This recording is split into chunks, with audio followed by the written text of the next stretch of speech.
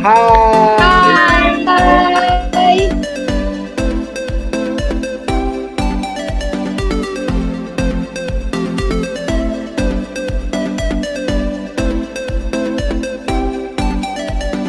Good afternoon, Dinambunapoi, ladies and gentlemen. Welcome to the Expo of UK and Papua culture. So this Expo aims to present the communication culture of Papua and UK.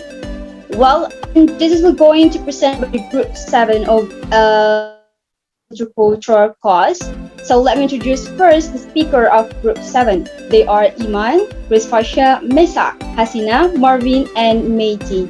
Let me tell you the main schedule of this expo today. First, the discussion about the UK communication culture, and then the second, the discussion about the communication culture of Papua, and the last one is conclusion.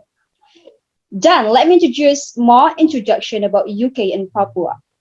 Papua is an island located north of Australia and is part of the eastern region of Indonesia.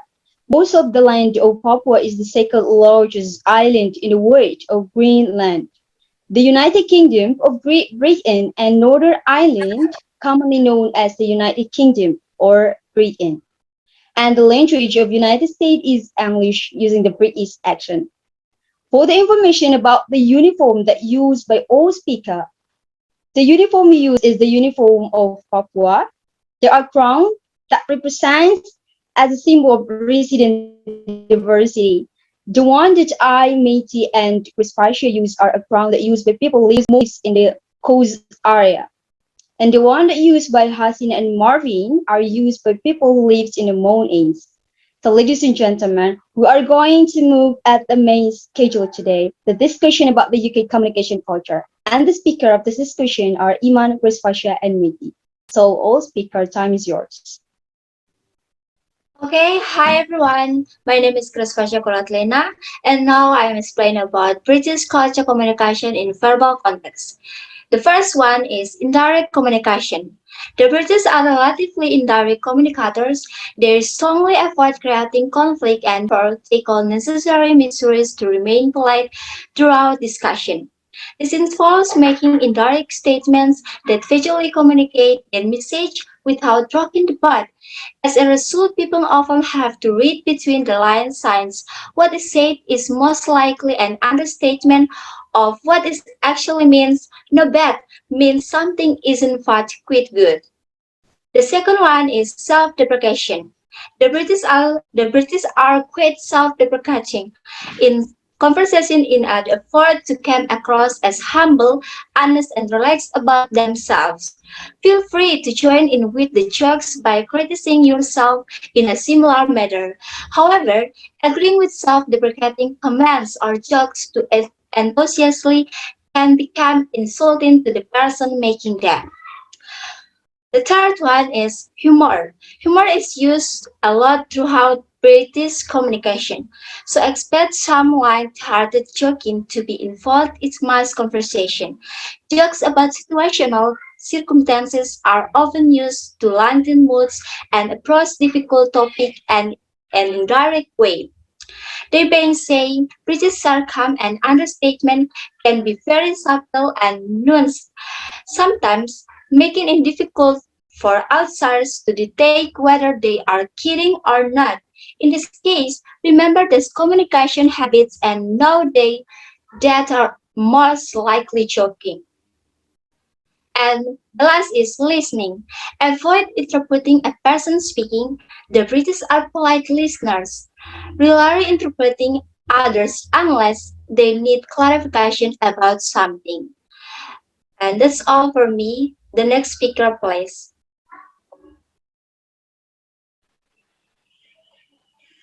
Okay, I am Meiti There. Meriwa, and now I will continue the explanation about the British culture communication on the verbal context. The first for me is voicing displeasure. The people in British not likely to complain, they more to tolerant service. The aim or the purpose for they not like complain because they more to avoid making a scam. So if you speaking with the louder speak, and they will nervous if your dissatisfaction in public. And the second is criticism. If you want to critique someone, you must to indirect your critique if you are in the many people, because that's will making the another people counterpart with your critique. And the next I will move to the non-verbal culture of the British communication. And for the non-verbal, the first is expression. The people in the British not always give away their emotion, feel visual expression, and dare not complain if they have been offended. They more to serious face, but if you more to serious, that will be a joke for day. And the last for me is personal space. In the British, they like to be given a fair amount of personal space, but they also maybe feel uncomfortable if someone sits or stands too close when other space is available. That is polite for them if you distancing with them. That's for me. Thank you. For the next speaker, time is yours. Okay, ladies and gentlemen, once again, welcome to English Intercultural Expo. I am Iman Setia Hareva to expo about non-verbal and verbal communication in UK. And however, after my friends explain about the verbal, let me introduce the non-verbal communication in UK. If you go to UK, they are very nice, and even when you go to the market, like in my background here, you go to the cashier in the market, and the cashier will ask your day. How is your day? You all right? For Indonesia, it is very weird, like, and that's why we need to adapt if we go there, because they are very nice people. Even they ask about our daily activity, our healthy. Um, so don't be shocked if they, yeah, if they ask to you, are you okay, or is it your day good, or have a nice day. So they are very respectful in the UK. There are some of the verbal communication in UK. So the second is the positive response. If you look at it in the background here, or uh, people in the UK very very respectful from another, even when you have an opinion there, and they will show to you that, oh, that's cool, and they will say, oh, good, I like it, I love it, fabulous. And especially for them, it is their habit. uh, they really really respect for about the other things, even the little things, they very very very respective respect about that. And then about nonverbal in UK, I actually have found about two things about the nonverbal. Is about the touching nose and eye contact. If you look at in my background here, if someone touch your nose, or you touch your nose itself, it means that it is secret. Don't say anything about that, and don't bring this up. So uh, when someone touch your nose, it means that it's a secret. You need to keep the situation. Don't show anything, and that's about their nonverbal there in UK. So if you go to there, you need to pay attention about that. And then the second is that eye contact. In eye contact in yeah, in a UK, they very very weird if you are not familiar person for them, but you look at them, it's yeah, impolite for them. But however, when someone or when the group is working, when someone is talk to you, you need to look his eyes or her eyes. That means that eye contact, or something that group working, you need to pay attention. Don't pay attention to your handphone, because it means that you are impolite. So that's about the two things are non-verbals in UK. That's for me. I give to MC. Ladies and gentlemen, that's the communication culture of UK. Now we are moved to the next discussion. That is the discussion about the communication culture of Papua. So for all speaker, time is yours. Thank you very much to every set given to me. My name is Masa Tengrito, and here I will introduce about West Papuan culture. Papua is a big culture from the mountain, valley, plains, and lake. Papua is a many culture, and every village is a different culture, body language, and regulation and norm regulation. For example, you can see the crown of Marvin and Ingi is from the mountain culture, and Liang and Grace Fascia and me is from the beach culture on my village or the beach.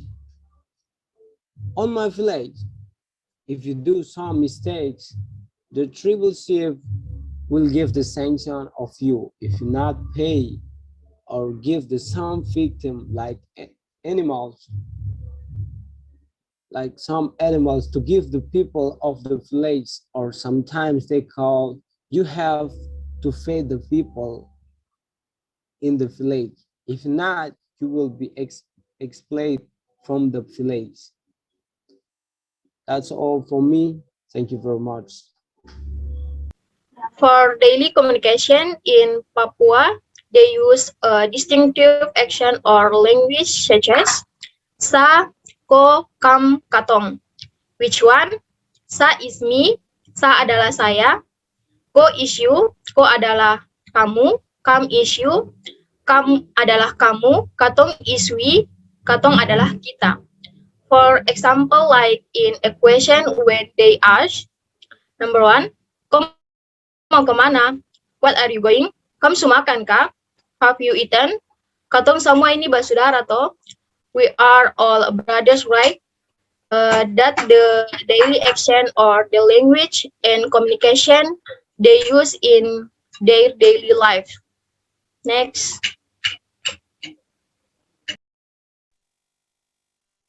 So I'm Arvin Satori, and I want to continue the explanation from Hasina. So the communication between the Papuan people, of course, uses the Papuan language, which means in their regional language. Papua have great respect for older people, such as traditional leaders or their family. And for ordinary brothers or sisters, Papuans really have great respect for children or caution from their parents, eldest children, or being the oldest sibling in the family is highly respected, and their children also respect the age differences. That is the farthest older or younger. So younger, the brand is still respected because of it. To show respect to an older person, it is more greeting or saying politely. For example, Denemuna poi, which means selamat pagi, it is show to an older person, like maybe my father. It can be said that memoy demambuna poi. It means selamat pagi, bapak. So that's all for my explanation. Thank you. Thank you for all the speakers. So, ladies and gentlemen, that's all the discussion about two cultures in today about the communicative culture of Papua and UK or British, right? So, ladies and gentlemen, we are going to move to the conclusion of this expo. So, knowing the communication culture about UK and Papua should be able to have ourselves when interaction with them. I mean, with the British people and the Papua people, right? But at the end, learn about this culture. It's to make ourselves respect to each other. So thank you for attending this expo. We are from Group 7. See you next time. See you. Thank you. Thank you and see you.